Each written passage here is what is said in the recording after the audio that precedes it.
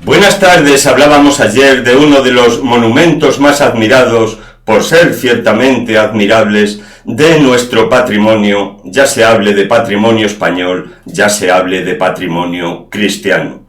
No en vano se trata uno de los 3 monumentos de España más visitados a lo largo del año, junto con la Alhambra de Granada y el Museo del Prado de Madrid.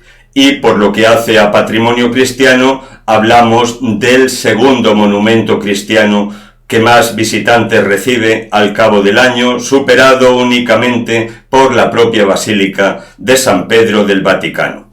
La Basílica de la Sagrada Familia, surgida del genio deslumbrante de Antonio Gaudí, es un edificio digno de admiración y, como tal, tiene un atractivo descomunal tanto para el turismo internacional como para el turismo nacional. Pues bien, veíamos cómo el genio deslumbrante de Antonio Gaudí proyectaba todo un programa teológico a lo largo, ancho y alto de las 3 fachadas concebidas para el magnífico edificio de la Sagrada Familia. La del Oriente, dedicada a la Natividad del Señor, la de Poniente, dedicada a la Pasión de Cristo, y la meridional, aún en fase de construcción, dedicada a la gloria.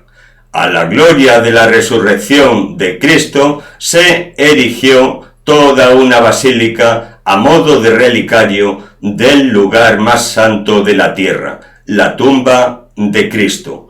Pues bien, en el espacio de hoy vamos a tratar de este templo, el primero de la cristiandad, la Basílica del Santo Sepulcro. Hoy hablamos de el sepulcro de Cristo. Dice Fray Pantaleón de Aveiro en su itinerario de la Tierra Santa, compuesto en el siglo XVI, que el santuario principal de Jerusalén es el Santo Sepulcro, llamado muy dignamente la Casa Santa, y dice que es tan grande que le es imposible describirla enteramente. En el mismo aprieto nos vamos a situar nosotros en el programa de hoy, vista la carestía del tiempo.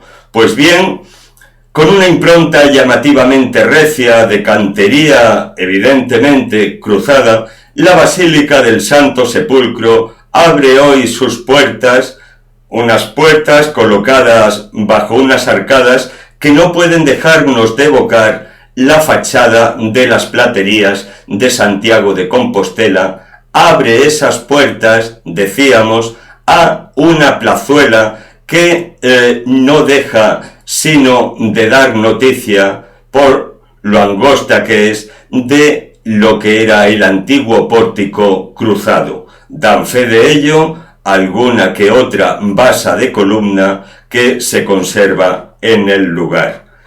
Este enlosado del patio de la plazuela que antecede a la fachada de la Basílica del Santo Sepulcro, en numerosos grabados antiguos, aparece como señalado en ciertas losas del mismo por una cruz.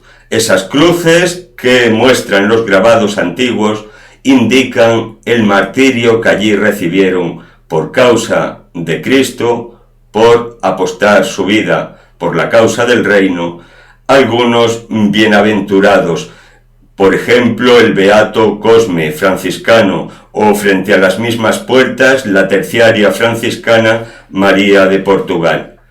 Evidente es también la mole del campanario cruzado, un campanario parcialmente derrumbado en su parte más alta, desmochado desde el siglo XVI, del que extrajo Saladino cuando toma la ciudad santa las campanas que había en el mismo. Visto esto, nos centramos un poco en contemplar las puertas de la Basílica del Santo Sepulcro. Estas puertas contienen 2 dinteles en los vanos de las arquerías de acceso que estuvieron antaño decorados con 2 fastuosos mosaicos. Uno de ellos representaba la aparición del Señor a María Magdalena, y otro de ellos representaba la imagen de la Virgen María con su hijo en brazos, con el niño Jesús en brazos. Ante esta imagen de la Virgen María sería ante quien pidiera perdón por su vida licenciosa Santa María Egipciaca, allá por finales del siglo IV o principios del siglo V, cuando se embarcó en Alejandría con toda una comitiva que se dirigía a Jerusalén a festejar la exaltación de la Santa Cruz. Llegada a la puerta de esta basílica, una fuerza sobrehumana le impidió el paso. Previa petición de perdón a la imagen de Nuestra Señora que estaba presente en este tímpano, el mosaico, se le permitió acceder y visitar los santos lugares que alhaja este monumento. Visitados los mismos, una vez en el exterior, le pidió a la Virgen que le hiciera ver dónde había de pasar el resto de su vida, que necesariamente iba a ser en adelante una vida nueva. Y una voz le informó que al otro lado del Jordán. Allí, al otro lado del Jordán, como penitente arrepentida de una vida licenciosa, la encontró San Zósimo, con ocasión de un retiro cuaresmal que éste realizó en aquel desierto, y que acabaría convirtiéndose en el confesor de la santa. Dicha esta referencia a Santa María Egipciaca, en relación con los mosaicos que se mostraban en los tímpanos de las puertas de acceso, hemos de hacer una breve referencia a los dinteles de la misma, antaños, decorados desde la época cruzada, con dos hermosísimos relieves que son una magnífica muestra del arte románico en Tierra Santa, el uno representando la entrada de Jesús en Jerusalén y el otro la última cena. En el año 1920 fueron retirados de las puertas de la basílica y se pueden contemplar actualmente en el Museo Rockefeller de Jerusalén.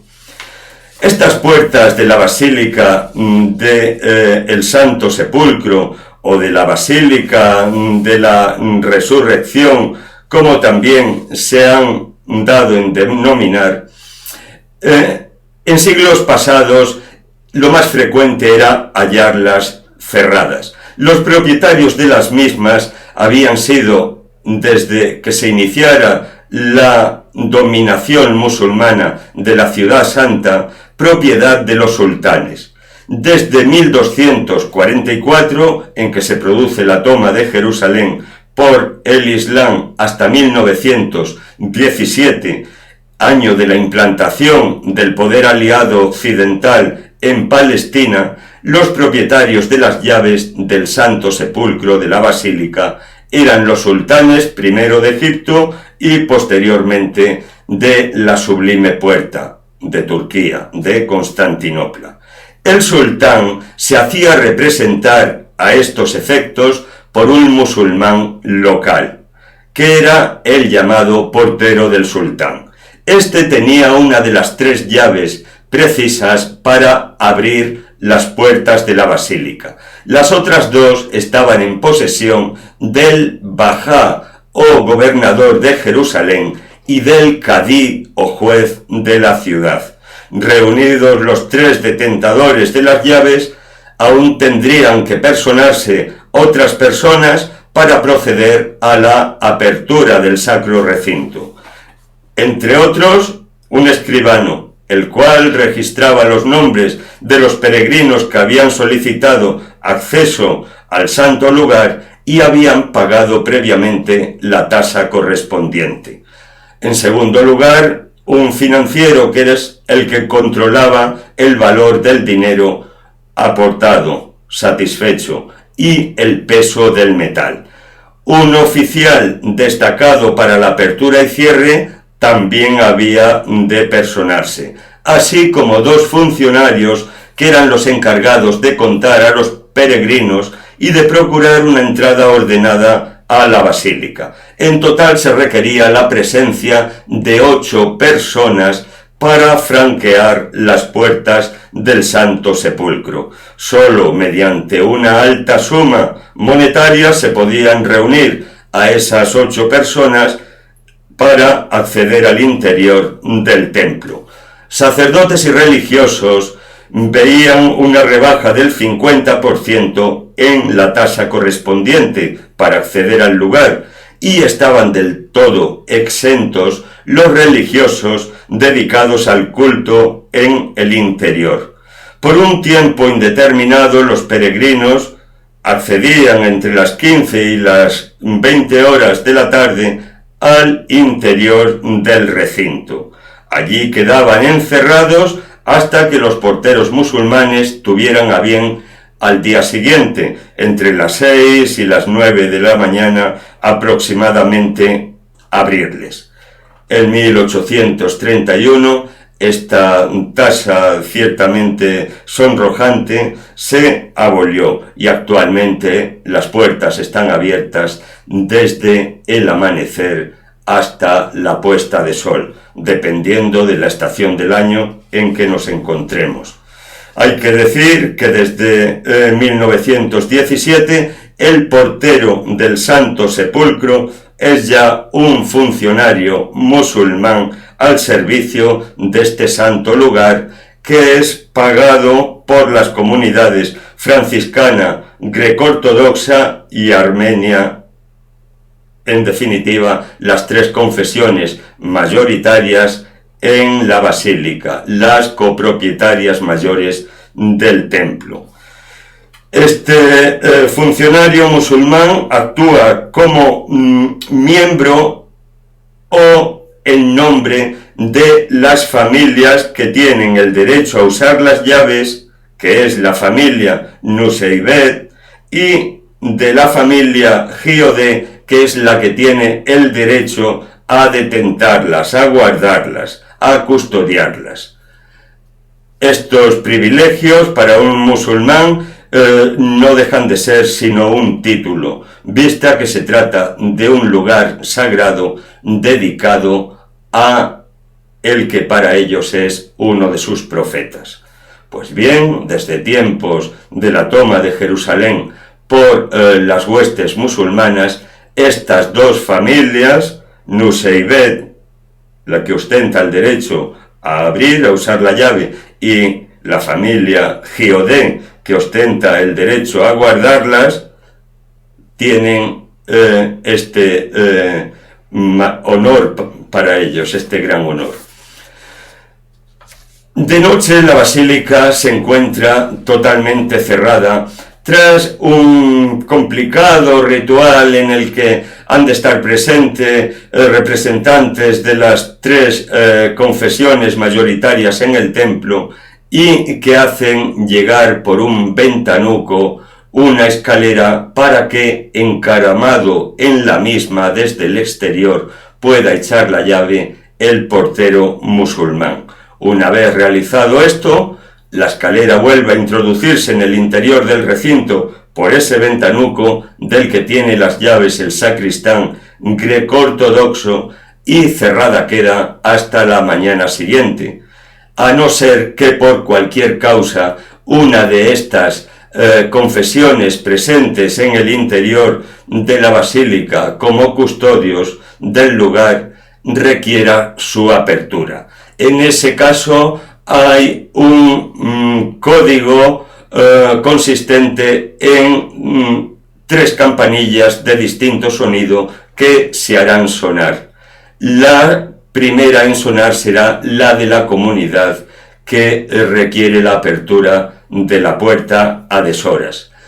En el caso de que no suenen a continuación cualquiera de las otras campanillas, la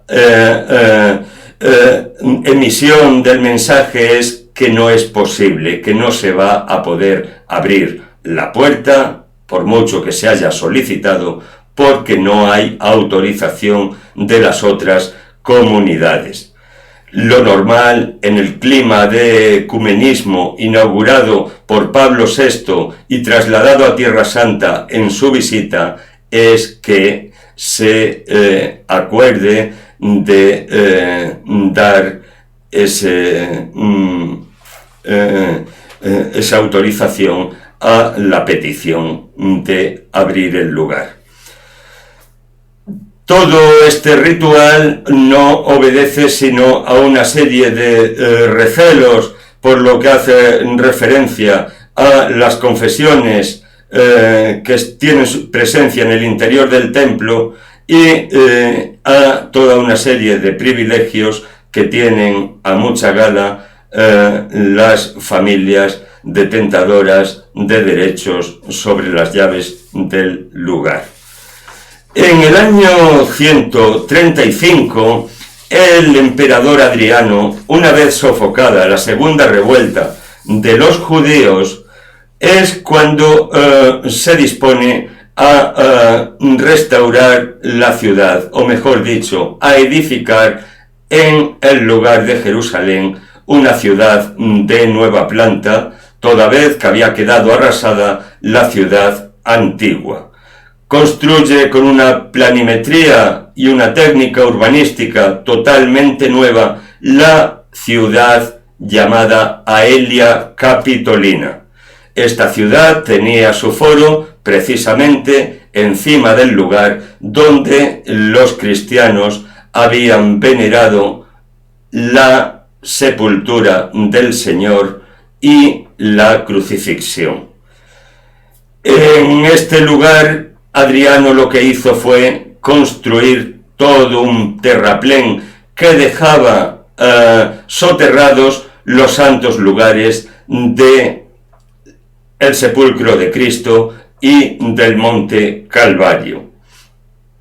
Hasta entonces la Iglesia Madre de Jerusalén, llamada Iglesia de la Circuncisión, por estar formada por cristianos procedentes de origen judío, había podido venerar tanto el Calvario como el sepulcro de Cristo sin mayores inconvenientes.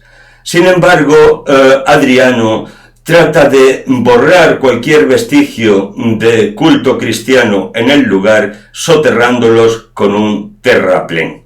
Se sabe por excavaciones arqueológicas a las que se sometió el área de Muristán y la Basílica del Santo Sepulcro en 1960, con ocasión de restaurar el templo gravemente dañado por el terremoto de 1997, se sabe, decíamos, por estas excavaciones, que el lugar fue utilizado hasta el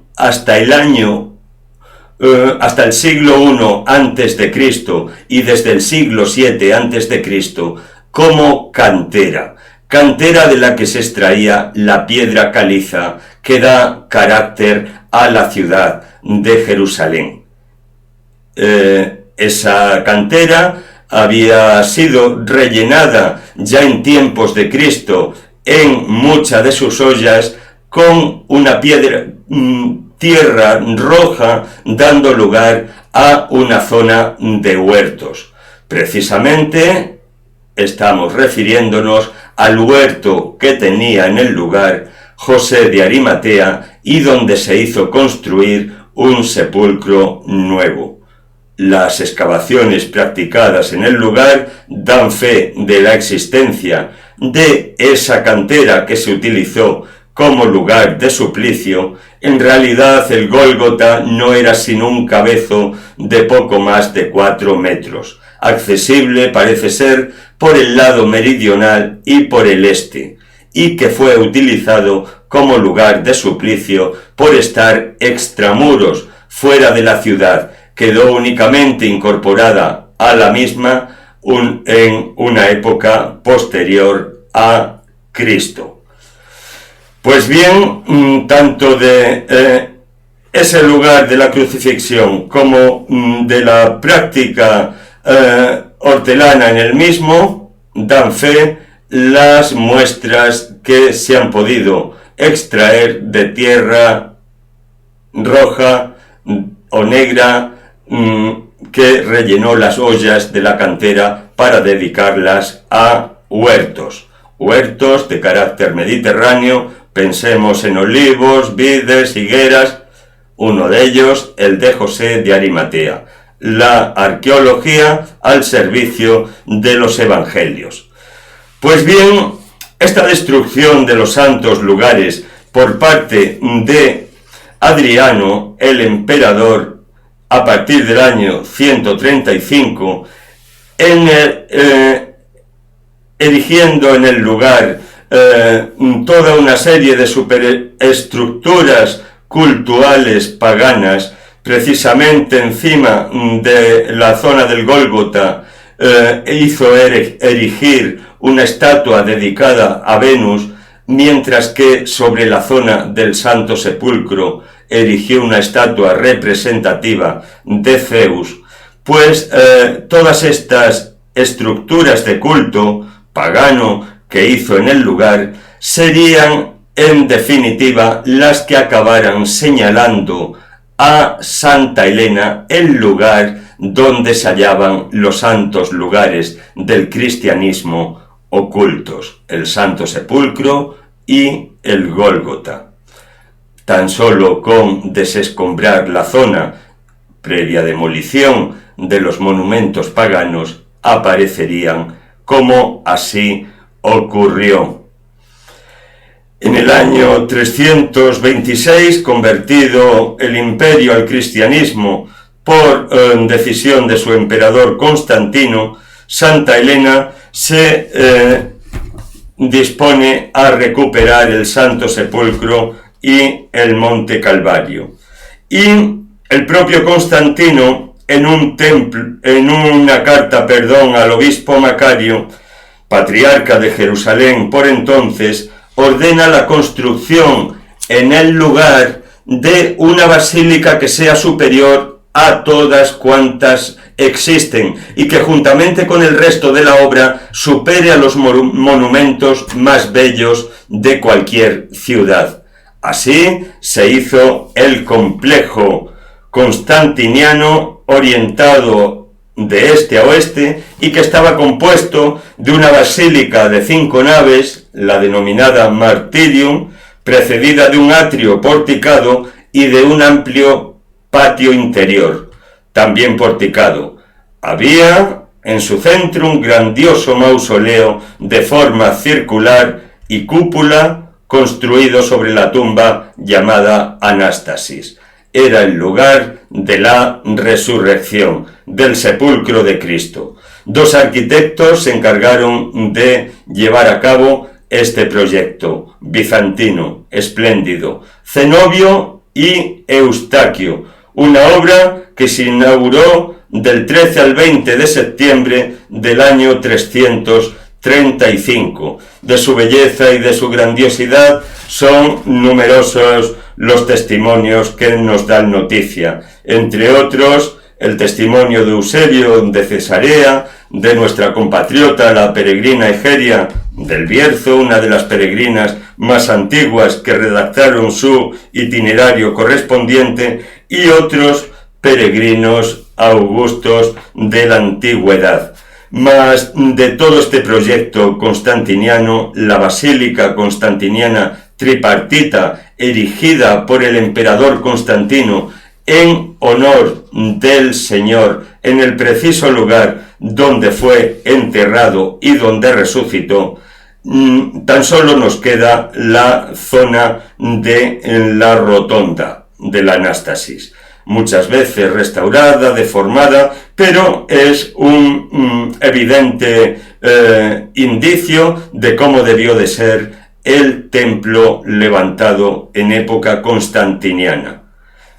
Esta rotonda se realizó con columnas previamente extraídas del Capitolio de Adriano, del mismo modo que Adriano construyó sus edificaciones en el lugar con bloques procedentes del templo herodiano.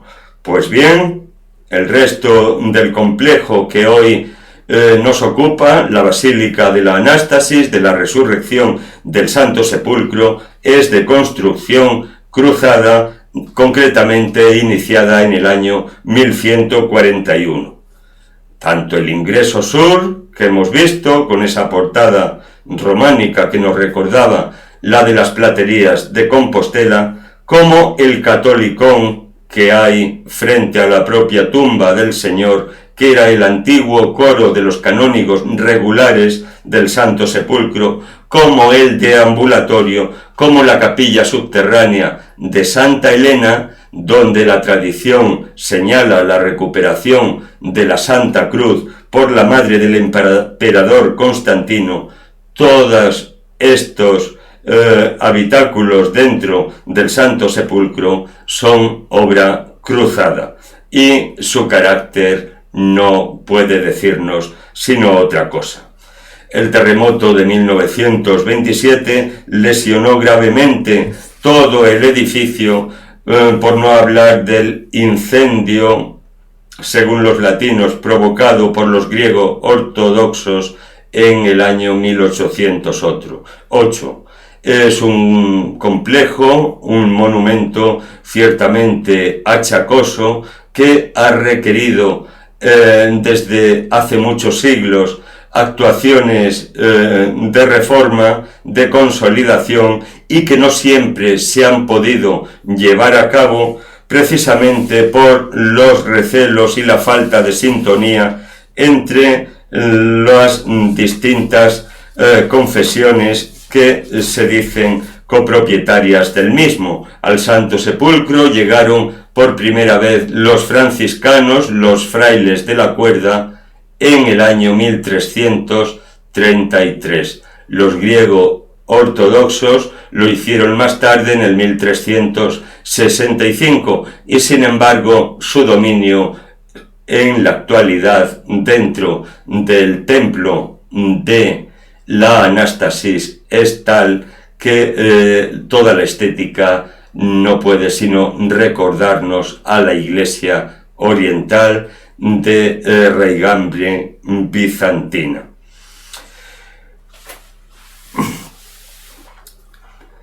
Al norte de la Anástasis se encontraba la residencia episcopal en tiempos de Constantino. El lugar de la cruz del Monte Calvario se hallaba a cielo abierto, sin cubrir por ningún tipo de edificación en el proyecto constantiniano. La roca, eso sí, se había desescombrado y se había dejado a la vista de los feligreses, mas no había sido integrada en un conjunto arquitectónico. Habría de ser Modesto, el custodio del lugar, en el año 630, quien, con ocasión de reparar el edificio tras la invasión persa del año 614, cubrió la roca del Calvario con un edificio formado por 4 pilastras unidas por un arco, y al mismo tiempo edificó bajo el lugar de la crucifixión una capilla en memoria de Adán.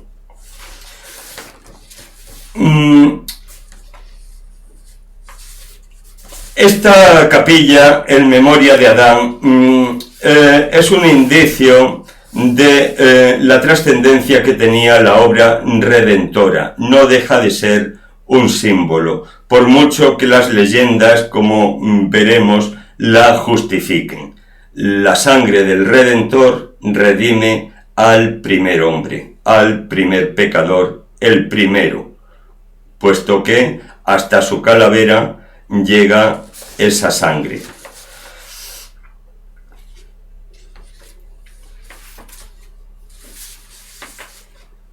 Dicho esto, vamos a tratar de describir algunos pormenores del interior de la basílica. La piedra de la unción es lo primero que se encuentra el peregrino una vez accede desde el interior. Una vez accede, se encuentra toda una perspectiva sin plano, concebida en tiempos cruzados y en buena parte empeorada por las reformas greco-ortodoxas, y en un lugar no excesivamente amplio, diáfano, hay una piedra rosácea. Es la piedra de la unción, objeto de veneración tanto por latinos como por cristianos de rito oriental. Esta piedra de la unción es una piedra, hay que decirlo ya, conmemorativa. No es una piedra original de el episodio que recuerda. La original piedra de la unción fue trasladada a Constantinopla desde Éfeso en el siglo XII por Manuel Comneno, el emperador bizantino. Desde entonces se muestra en el monasterio del Pantocrátor de la ciudad turca. Raro era el peregrino ruso que, con ocasión de dirigirse a Tierra Santa, no hacía un alto en el lugar para venerar esta sagrada piedra. La actual piedra rosácea únicamente recuerda ese episodio de la unción a Cristo que por lo general tenía lugar más que en el lugar del sufrimiento de la cruz, del sacrificio, en la antecámara del propio Santo Sepulcro. Pues bien, la piedra de la unción actual la colocaron los griegos en el año 1810, tras la reforma que llevaron a cabo en el templo con ocasión de reparar los perjuicios del incendio de 1808. Una serie de intervenciones arquitectónicas en la Basílica del Santo Sepulcro que no fueron en modo alguno del gusto de la comunidad franciscana, la cual apeló a la ayuda de las potencias occidentales, pero como quiera que se hallaban inmersas en el proceso bélico europeo, no pudieron prestar esa ayuda, y la comunidad greco-ortodoxa hizo y deshizo en orden a la reforma del lugar.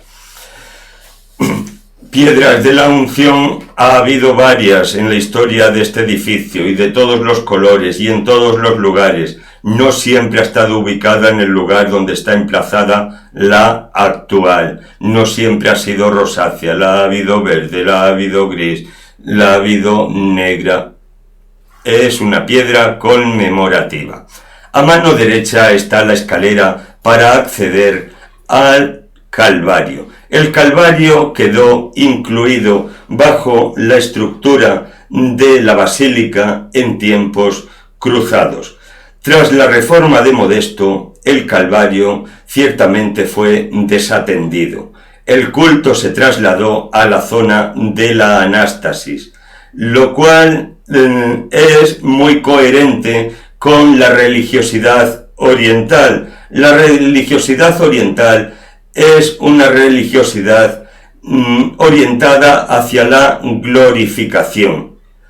Antes que rezar a un mártir o a un crucificado, lo hacen a un pantocrátor o a una representación gloriosa del Señor o de la Virgen María. Del mismo modo que es una religiosidad, la de los cristianos orientales, que prefiere la devoción a los santos heroicos, como puedan ser San Jorge, San Sergio, San Miguel Arcángel, antes que a santos que han sido señalados por la austeridad, por la contemplación, por la vida sin alaracas. Pues bien, en este orden El culto fue concentrado en torno al sepulcro del Señor, desdeñando o no dándole la importancia que hubiera merecido al Gólgota, al lugar de la crucifixión. Aquí, en el lugar de la crucifixión, a cielo abierto, decíamos, en tiempos bizantinos, así le vio Egeria, donde pudo venerar la cruz cercada por una barandilla de hierro que se colocó para evitar que la piedad moviese a la sustracción de pequeños trozos de la roca hasta despojarla y desfigurarla. Pues aquí vio Egeria la peregrina, nuestra compatriota, la cruz del Señor erigida, una cruz que Teodosio II mandaría sustituir por otra mucho más rica, la cual fue tomada por Cosroe en el año 634 con ocasión de la invasión persa como botín de guerra. Su hijo Cirroes devuelve la cruz a los cristianos, a Heraclio, 10 años después, como centro de una acción diplomática llamada al entendimiento con el emperador. Heraclio procesionalmente restauró la cruz en el Gólgota con toda la gala que la ocasión mereció. La Basílica del Santo Sepulcro se encuentra en pie de puro milagro, tanto por los saqueos, las destrucciones bélicas, los incendios que ha conocido, las sacudidas sísmicas, como por el interés en destruirla que tuvieron los judíos bien pronto. En el año 1607 consta que los judíos de la ciudad de Jerusalén ofrecieron a la Sublime Puerta, al sultán Ahmed I, 5.000 ducados de oro para obtener la autorización de demolición de la Basílica del Santo Sepulcro. No lo consiguieron gracias a la intervención del embajador de Venecia, que, apercibido de el trato, logró impedirlo. Pues bien, accedemos, una vez superada la piedra de la unción, por la escalera que hay a mano derecha al sepulcro, y allí recordamos la redención de la humanidad por el sacrificio de Cristo. Se trata de una capilla de estética claramente bizantina y en la que tienen altar tanto la comunidad franciscana, los latinos, como la comunidad greco-ortodoxa. Bajo el altar realizado, tallado en Florencia en el siglo XVI de la capilla del Calvario, hay un disco de noble metal en cuyo centro hay practicado un orificio por el que el peregrino puede introducir su mano y tocar la roca del lugar de la crucifixión, la roca del Gólgota. Esta roca está hendida, rajada. Más evidente es si la contemplamos por el lado del altar de los greco-ortodoxos. Una hendidura o una quiebra de la roca del Gólgota, que es roca caliza, que se ha achacado siempre al temblor de tierra que se produjo a la hora de nona, con ocasión de la muerte del Salvador del mundo. Contemplados allí los misterios de la redención, del sacrificio de Cristo y la redención humana por la sangre de Cristo, bajamos por la escalera que hay en el lado opuesto a la de subida que ya hemos utilizado. Y podemos a mano derecha contemplar la capilla de Adán que levantara Modesto, como hemos dicho, en la restauración que hizo en el año 630. A la memoria de Adán en el Calvario nos referiremos a continuación. Adán fue enterrado en Jerusalén. Él había sido creado en el monte Moriah, según una tradición antiquísima. Noé, antes de embarcarse en su arca para salvarse del diluvio, se hizo con los restos del primer hombre, con los restos de Adán. Unos restos que él después distribuyó entre sus 3 hijos, correspondiéndole la calavera de Adán a su hijo Sem, el que sería posterior rey y sacerdote Melquisedec.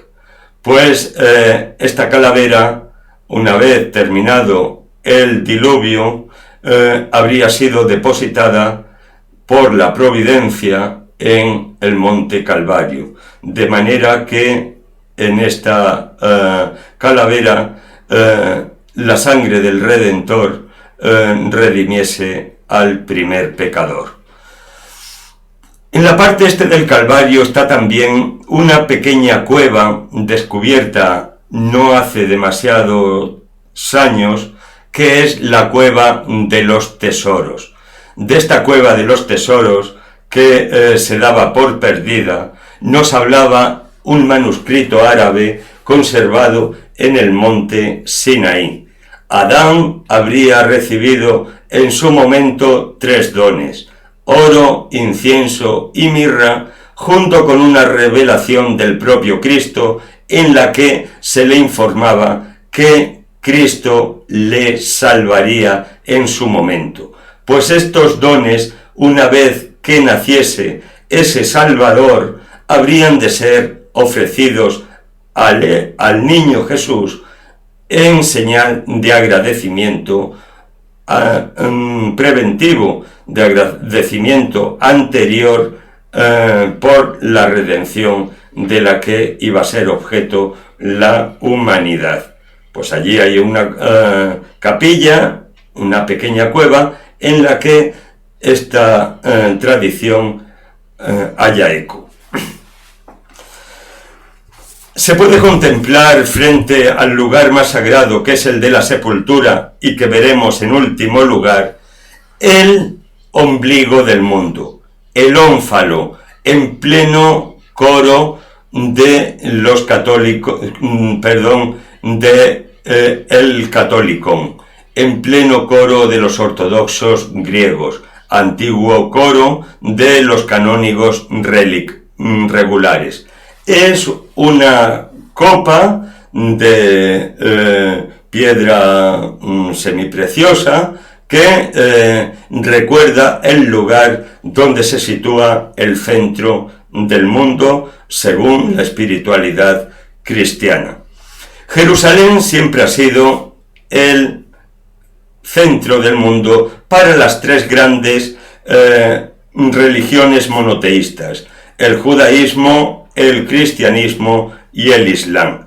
Las 3 han denominado a la ciudad santa como centro del mundo, y en ella han establecido el punto concreto donde sitúan el ombligo de la tierra.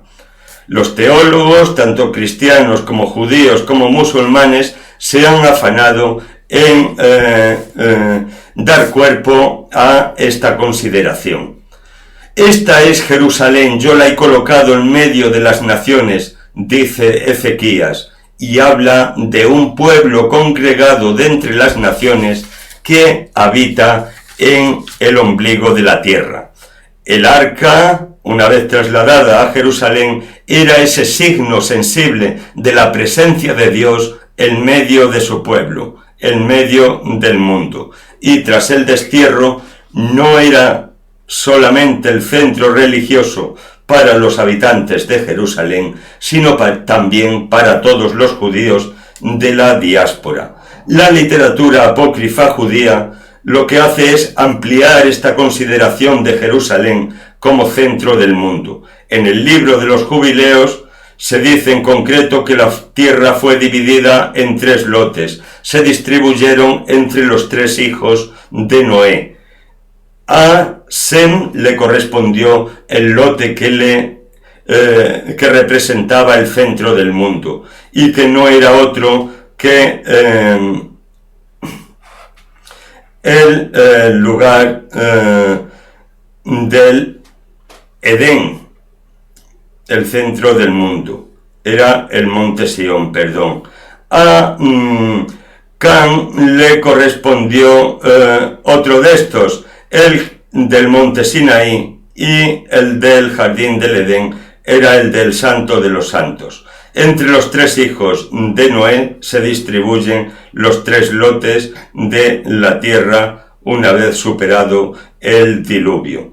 Más expresiva todavía es la literatura rabínica, que dice que la tierra de Israel está en el centro del universo, Jerusalén en el centro de la tierra de Israel, el templo en medio de Jerusalén, el arca en medio del Santo de los Santos y la piedra de la fundación, que es aquella en la que Abraham quiso sacrificar a su hijo Isaac frente al Santo de los Santos. Así lo dice el Talmud, que continúa diciendo, igual que un niño empieza a partir del ombligo, así el mundo empezó a partir de un punto central, desarrollándose luego en todas direcciones. Pues bien, el ombligo del mundo para el judaísmo es Jerusalén, y el núcleo central es la piedra de los sacrificios, actualmente bajo la cúpula de la roca. Para el cristianismo se produce una desterritorialización del centro del mundo, porque se pasa del Antiguo al Nuevo Testamento y el lugar de la tierra en nuestra fe lo ocupa Cristo. Cristo es el nuevo templo, dice San Juan. Nosotros los cristianos hacemos las veces de ciudad santa. Pues bien, en el centro del coro de los griego ortodoxos se halla el ónfalos, el ombligo de la tierra, un monumento conmemorativo en forma de copa en medio del catolicón, que según una antiquísima tradición, allí es donde hay que localizar el centro de la tierra. San Jerónimo, ya en el siglo IV, dice que Cristo en la cruz extendió sus manos con el fin de abrazar a todo el mundo, pues el Gólgota está, dice él, en el centro de la tierra. Es el profeta quien lo dice, no soy yo, continúa el santo Jerónimo, cuando dice, tú, oh Dios, llevas a cabo la salvación en el centro de la tierra. Muchos peregrinos antiguos, Seewulf, que dice, no lejos del Calvario se encuentra el lugar llamado Círculo, que el propio Señor Jesucristo señaló y midió con su mano como centro del mundo. Mandeville se refiere a él también. George Sandys, que dice que hay un pequeño hueco en el pavimento, es el ombligo de la tierra que llenan con agua sagrada. Un factor que debió de contribuir a esta señalización del centro del mundo fue la asociación que se hizo del Gólgota, ya hemos hecho alguna referencia, con la figura de Adán. Adán habría vivido y habría muerto en el monte Calvario, y allí habría sido depositada su calavera por Sem, el hijo de Noé, una vez terminado el Calvario, con objeto de recibir el primero, siendo el primer hombre, el primer pecador, la redención del Señor por su sangre derramada sobre la calavera del primer hombre. En su carta número 46, Santa Paula y Eustoquio a Marcela, se dice que el lugar en que fue crucificado nuestro Señor se llama el Calvario, porque allí había sido depositada la calavera. La propia denominación del lugar como Calvario hace referencia a ese cráneo, a esa calavera que la tradición ubica debajo del lugar de la crucifixión. Y con el fin, continúa la Santa Paula, de que el segundo Adán, o sea Cristo, y la sangre que brotaba de la cruz de Cristo borrara el pecado del primer Adán. A partir del siglo IV ya se da un paso más en esta tradición que hace referencia a Adán y lo vincula con el lugar. Y se dice que Adán fue creado sobre y desde el Gólgota. Finalmente, a partir del siglo VII, estas tradiciones ya se materializarán en un lugar concreto, que es la capilla. La capilla destinada, dedicada al primer hombre bajo el lugar de la crucifixión en pleno Calvario, en pleno Gólgota, construida por el abad de Jerusalén, Modesto. De la consideración de Jerusalén como centro del mundo nos da también noticia el peregrino Arculfo, uno de los más antiguos, que visitó Tierra Santa en el año 700 y que habla de una columna que se alza en medio de la ciudad, la cual a la hora del mediodía del solsticio de verano no proyecta sombra alguna, lo cual demuestra, dice, que se halla en el centro mismo de la tierra. También el islamismo se hace eco de la consideración de Jerusalén como centro del mundo que tenían sus religiones hermanas. Hijo, mejor dicho, del judaísmo y del cristianismo, el Islam, desde unos momentos iniciales como religión, vio en sí una fuerte atracción hacia Jerusalén. Y de hecho, hasta el año 624, los correligionarios de esta nueva fe se orientaban hacia Jerusalén en sus oraciones. Posteriormente será cuando se orienten hacia la Meca. Pero hasta el año 624, los musulmanes oraban vueltos hacia la ciudad santa de Jerusalén. Tal es la consideración en que la tenían. A finales del siglo VII, el califa fatimita al-Malik de Egipto construyó la cúpula de la roca dentro del recinto que ocupaba antes el templo de Jerusalén, y en concreto sobre la piedra de la fundación, que para los judíos conmemoraba el lugar del sacrificio de Abraham, sacrificio frustrado de su hijo Isaac. Allí, sobre esta roca del monte Moriah, los judíos y los musulmanes localizan el centro del mundo, el ombligo de la tierra. Se dice que la cúpula se construye por este califa al-Malik en el siglo VII sobre la roca misteriosa, así la llamaban, el punto desde el cual Mahoma en su viaje nocturno asciende al cielo a lomos de Al-Burak. Pues esa roca, según las tradiciones que posteriormente han ido adornando esta consideración de la misma como ombligo del mundo, formaría parte del jardín del paraíso y del ombligo de la tierra. El día de la resurrección, esa roca se encontrará con la de la Kaaba. La piedra negra de la Kaaba, el día de la resurrección, irá al encuentro de la piedra de la fundación de Jerusalén, y ésta, al verla llegar, la saludará a voz en grito: paz a la noble huésped, y ambas serán una sola misma perfección.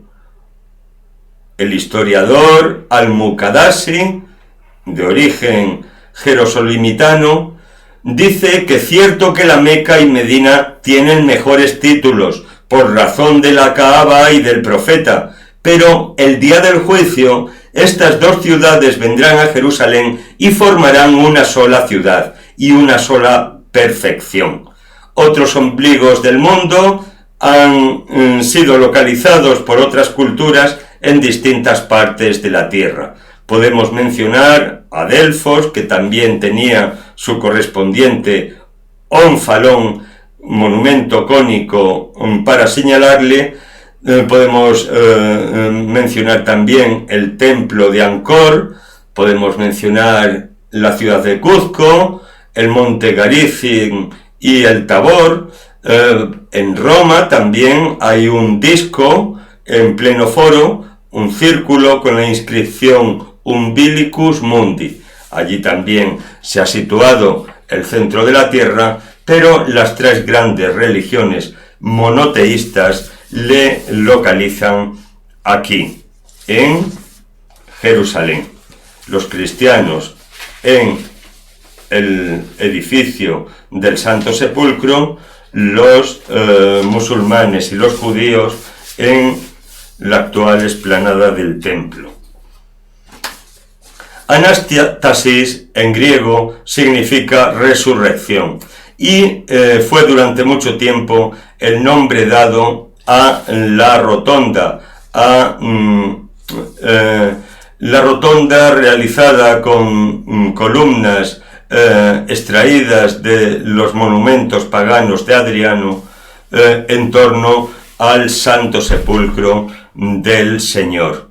Tras las demoliciones del lugar por orden del califa Al-Hakim del Cairo en agosto y octubre, entre agosto y octubre del año 1009, los cristianos volverían al cabo de decenios a venerar el banco de piedra sobre el que se depositó el cuerpo del Redentor, pero no podrían contemplar ya ni el arcosolio probable que tuviera ese banco, ni tampoco la bóveda de piedra caliza que sí conservó Constantino originalmente. Constantino lo que hizo fue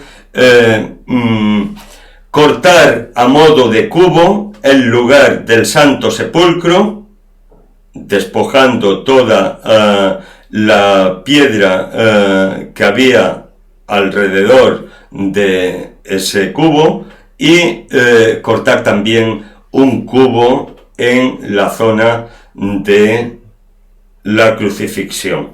Pues bien, únicamente nos han quedado de ese cubo, como veremos después, el banco, ni más ni menos que el banco sobre el que descansó el cuerpo inerte del Señor hasta el tercer día, y dos de las paredes de la cámara sepulcral que se había hecho construir en su jardín José de Arimatea. Es una zona de enterramientos, decíamos, por parte de las élites de la ciudad de Jerusalén durante mucho tiempo. Nos dan noticia de ellos los distintos sepulcros que se han localizado en la zona por las excavaciones arqueológicas y por el desescombro que hubo que afrontar en la época de Constantino para la recuperación del lugar del sepulcro y de la crucifixión. Hasta 12 sepulcros se han localizado en la zona. No lejos de la capilla siria podemos contemplar algunos de ellos de época también contemporánea a Cristo, en piedra caliza, como era la piedra de la cantera del lugar en la que se habían construido a base de rellenos de tierra toda una serie de huertos, y pues estos sepulcros nos dan fe de la práctica funeraria en la zona. Uno de ellos, en la Basílica del Santo Sepulcro, de los que se conservan, se le dice de José de Arimatea. No lo sabemos si era de su propiedad, como lo era aquel que se utilizó para sepultar al Señor. En cualquier caso, aunque lo fuera, no llegó a ser ocupado por el rico comerciante José de Arimatea, puesto que la tradición le hace desembarcar en Provenza junto con Lázaro, con sus hermanas, con María Magdalena, con el ciego de nacimiento, y una vez arribado a tierra europea, se encaminó hacia el norte para evangelizar, así se dice en la tradición, Inglaterra. Pues en el año 1216 tuvo lugar un acontecimiento único. Hacía siglos que no se abría el sepulcro, que no se descubría el sepulcro del Señor. El sepulcro del Señor está alajado a modo de reliquia dentro de una pequeña construcción de estética claramente greco-ortodoxa. Anteriormente también Constantino le alojó en una edícula piramidal. Nos da fe de su diseño la famosísima ampolla de Monza, en la que aparece representada la edícula de la Anástasis en tiempos bizantinos. Pues en esta que se construyó tras el desolador incendio de 1808 por parte de la comunidad greco-ortodoxa, se contiene dos salas. La primera, a modo de antesala, es la Capilla del Ángel, que se llama. En ella está una columna que hace las veces de relicario, por contener un trozo de la muela de la piedra rodada que cubría la entrada del sepulcro del Señor. La segunda estancia dentro de este habitáculo, de esta edícula, es el sepulcro del Señor en sí. Este sepulcro fue durante mucho tiempo objeto de peregrinaciones. Los peregrinos antiguos tenían el buen gusto de conservar la indumentaria con la que entraban a él, para que en su día les sirviera de mortaja. Era el vestido con el que habían estado postrados ante el sepulcro del Señor, ante el lugar más santo de la tierra. Aquí tuvo lugar la resurrección de Cristo. Nos lo dice nuestra fe, y las evidencias arqueológicas no nos dicen otra cosa, sino que la sustentan. Desde tiempos de el custodio Fray Bonifacio de Ragusa, el Santo Sepulcro, el sepulcro en sí, del interior de esta edícula, está cubierto con una losa de mármol de un color beige, partida en dos adrede para evitar cualquier codicia que pudiera hacerla desaparecer, de modo que pareciese inservible. Este custodio había sido hasta el año 1216 el único el último que había abierto completamente el sepulcro de Cristo. Si es verdad que tras el incendio de 1808 hubo una apertura parcial, ya la veremos, pero la última apertura total del sepulcro de Cristo se produjo en el año 1555. siendo custodio de Tierra Santa Fray Bonifacio de Ragosa. Dejó por escrito lo que él vio en aquel momento. Vio pintados en el interior del sepulcro unos frescos que representaban a unos ángeles y unas inscripciones que decían: ha resucitado, no está aquí. Expuestos a temperatura ambiente, se desvanecieron, desintegrándose rápidamente. En el centro del sepulcro halló envuelto en un paño precioso un trozo de madera, un trozo de leño, dice él. Al contacto con el aire, la tela se desintegró, quedando únicamente los hilitos de oro correspondientes a la misma. Con esta madera se hicieron 3 lotes. Uno quedó en posesión de la propia custodia de Tierra Santa, allí en el Santo Sepulcro. Otro de ellos se regaló al pontífice romano Pío IV y el tercero al emperador Carlos V de Alemania y I de España. Bajo la losa veis que actualmente recubre el Santo Sepulcro, se halló una segunda losa de época cruzada de mármol gris. Tiene algunos signos de época cruzada del siglo XII, concretamente el más llamativo, una cruz de Lorena esculpida, o mejor dicho, realizada con incisiones en el mármol, y en el año 2016 se pudo también retirar. A 35 centímetros de ella, apareció el banco de piedra caliza excavada en la roca en conexión directa con la pared vertical del sepulcro de Cristo.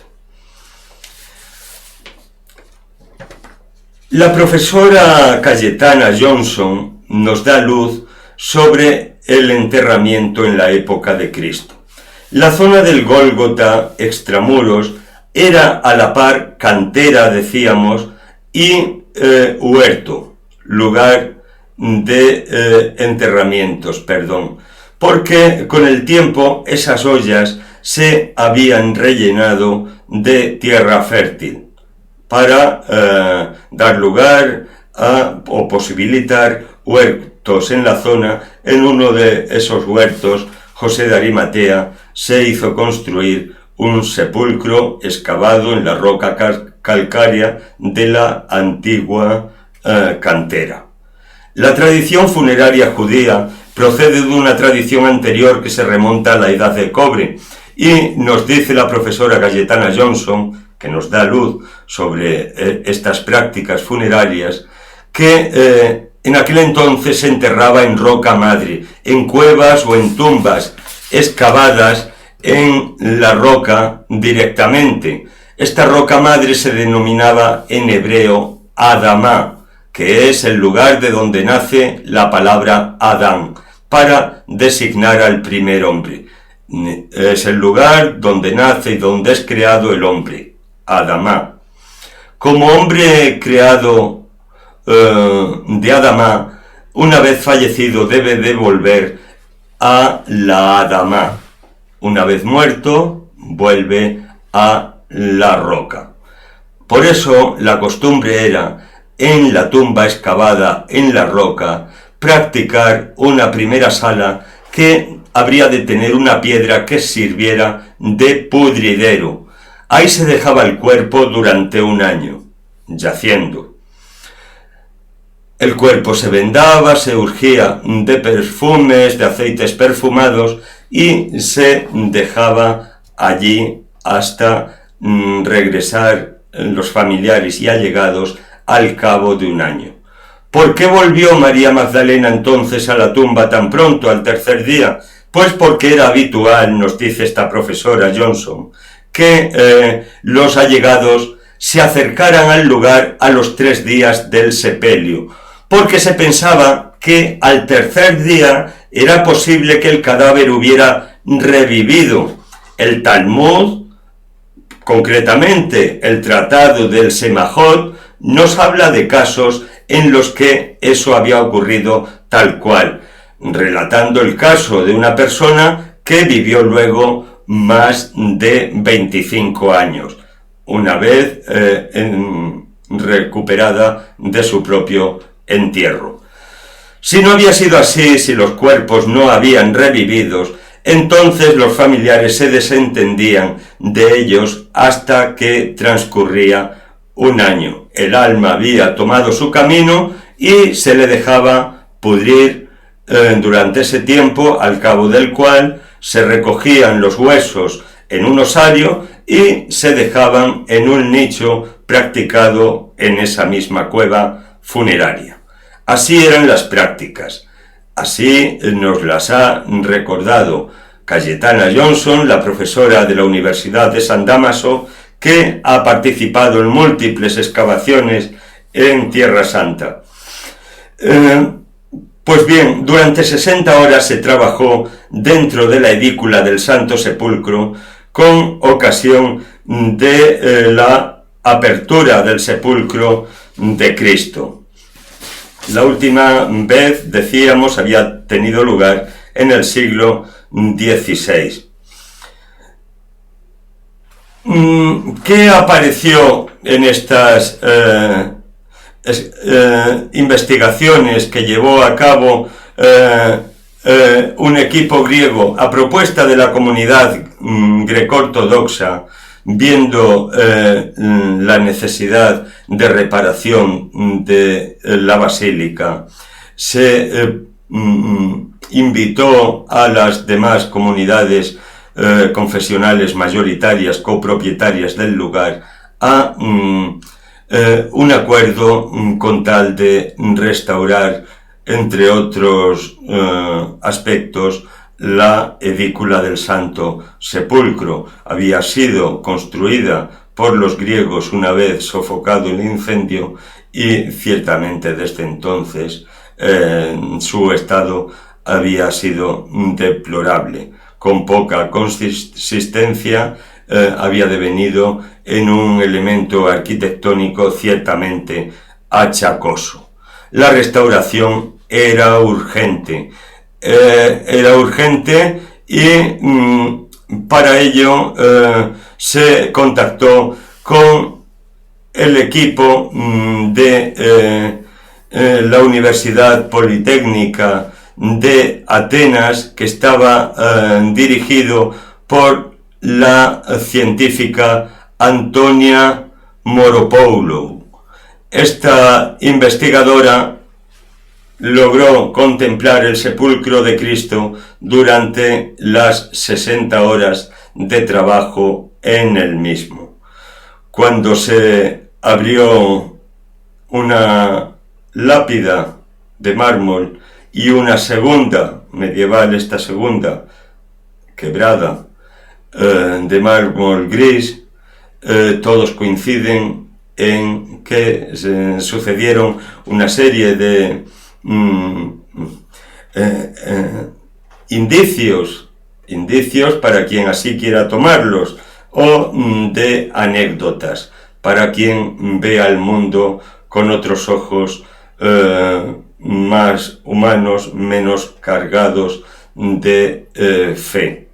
Al retirar la losa segunda, se pudo comprobar la arena que había antes de llegar al banco rocoso, todo un relleno de arena, ciertamente compactada por el paso del tiempo, y se propagó el rumor de que un agradable perfume invadía el habitáculo. Esto es un hecho, dijo Antonia Moropoulou, la directora del equipo griego de restauración de la Universidad de Atenas, que había participado, entre otras, en la restauración de la Acrópolis.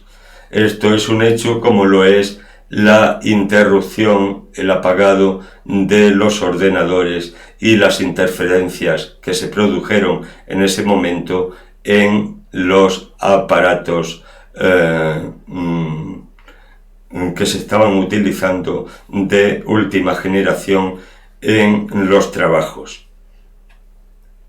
Así sucedió, así se ha contado, y sin interpretación alguna hay que exponerlo, dejado al albur de cada uno para que cada cual saque sus conclusiones. La propia profesora Cayetana Johnson de la Universidad de San Damaso dice que cuando los operarios llegaron a la piedra original, olieron a flores. Yo misma he preguntado a algunos operarios y ellos me lo han confirmado totalmente. Y la propia directora de la revista Tierra Santa, la francesa Marie-Armelle Bollier, se pronuncia en análogo sentido. Entre una lápida y otra había arena, y dentro del sepulcro también, y de pronto un suave olor invadió el espacio. Lo confirman también otros testigos que tuvieron la suerte de estar presentes en aquella tarde de octubre del año 2016. Pero ya le había sucedido también al arquitecto Nicolaos Comnenos cuando en el siglo XIX, el 19 de noviembre de 1809, abrió parcialmente la tumba y pudo comprobar ese agradable aroma que de pronto salió de su interior. Son hechos que pueden tener su consideración. En cualquier caso, afloró el banco del siglo I y, a juicio de la investigadora Antonia Moropoulou, a buena hora llegaron, pues aunque ya las cristalizaciones, salinizaciones y la humedad del lugar habían hecho ver la urgencia de la reparación, ellos suponen que de no haberse practicado al cabo de unas décadas, el banco del Santo Sepulcro, donde reposó el glorioso cuerpo de nuestro Señor, se hubiera convertido en una montaña de arena.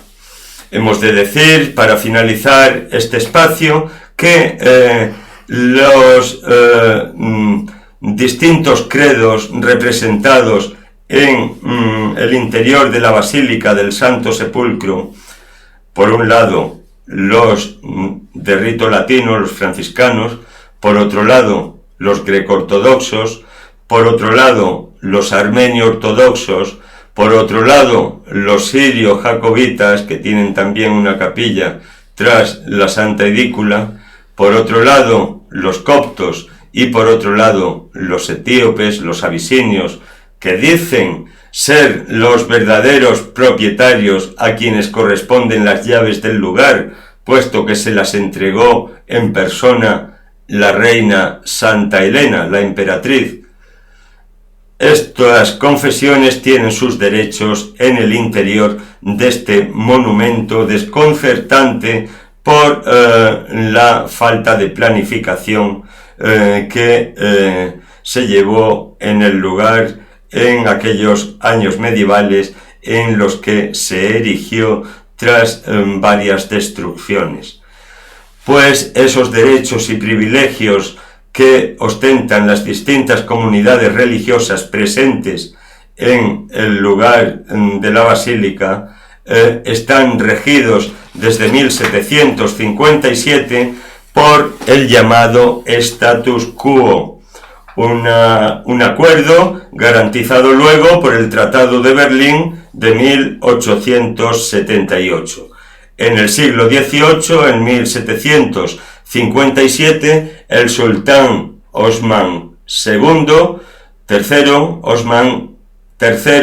garantiza los derechos que en ese momento tienen las distintas confesiones y se ordena que no se alteren y que cualquier cambio al respecto dentro de este singular edificio cuente con la anuencia de las confesiones mayoritarias. Toda una serie de recelos entre las mismas han hecho posible durante mucho tiempo la falta de entendimiento.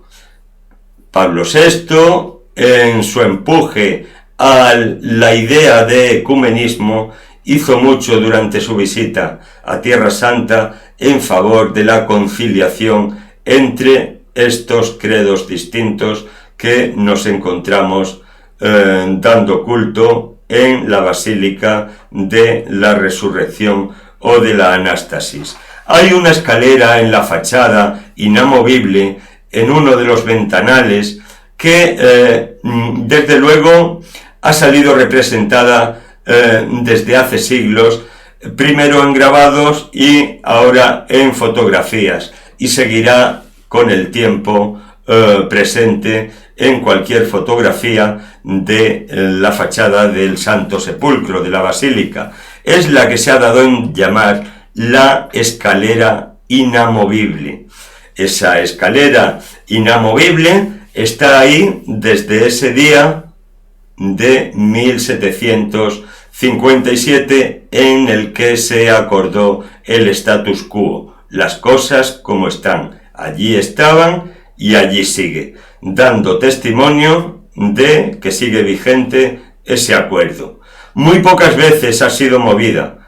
En 1981 en concreto, alguien trató de robarla, pero fue detenido por la policía y la escalera quedó en su sitio. En el año 1997 también hubo un bromista que escondió dicha escalera por unos días, pero una vez localizada se reintegró a su lugar donde estuvo desde el siglo XVIII. Y en el año 2009 también se pudo uno extrañar de su ausencia cuando fue retirada temporalmente para levantar unos andamios con vistas a la restauración en la fachada. Pues bien, hasta aquí hemos hablado de esta enorme basílica del Santo Sepulcro que cobija tanto el santo lugar del Gólgota, de la crucifixión, como el banco de piedra donde fue depositado el cuerpo de Cristo. Estamos en el lugar más santo de la tierra, en el lugar de la resurrección. Si por un momento el culto bizantino centró todo el culto en torno a la anástasis, la resurrección del Señor, el rito latino ya en tiempos cruzados integró también el Gólgota en el complejo cultual de la basílica por entenderlo digno de toda veneración. Es el lugar de la redención del Señor con su muerte, su sacrificio en la cruz. Sin embargo, como decíamos, la piedad oriental, del cristianismo oriental, más dado a la devoción gloriosa, menos dado a aquella que nos pueda hablar del lado humano del Señor, centró su culto en torno al sepulcro. A este respecto, no se nos olvide que en el Concilio Vaticano II, uno de los obispos, casualmente cristiano oriental, pretendió añadir al Vía Crucis una 15ª estación que incluyera la resurrección de Cristo. Una devoción gloriosa. Pues bien, espero que haya sido un rato en el que hayáis disfrutado, hayáis sustentado vuestra fe ya de por sí fundamentada en la resurrección del Señor, que es la garantía de la nuestra. Nos vemos, si Dios quiere, mañana. Volveré es el mensaje que extraía la profesora Cayetana Johnson de la narración de San Juan que habla de el lienzo doblado aparte en el interior del sepulcro. Ella lo conecta con una costumbre rabínica que dice que el rabino, cuando está reunido con sus discípulos en una mesa, si tiene que ausentarse por cualquier circunstancia, deja doblada la servilleta como mensaje de que la reunión no ha concluido, sino que se va a reanudar una vez él regrese y vuelva a tomar asiento. Pues ella dice, ese sería el mensaje del paño, del lienzo doblado aparte en el sepulcro de Cristo tras la resurrección del Señor. Volveré. Un abrazo, amigos, os quiero.